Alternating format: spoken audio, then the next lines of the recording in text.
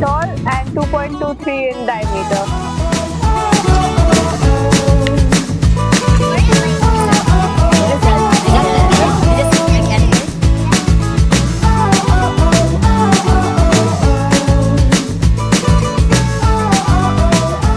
Good afternoon everyone. As you can see, we're here in Doñana. It's very beautiful.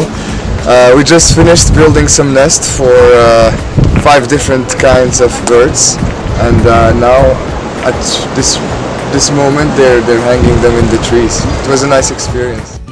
Exactly, we were introduced on how to construct the nest for the different birds, also how to protect the birds inside from the predators. And it was a very great experience. We were even able to sign our boxes afterward. What I would say for myself is shower definitely less, because I shower too long. And then also recycle. I think that is something we definitely have to do more. And then also buying more products which are not covered by plastic.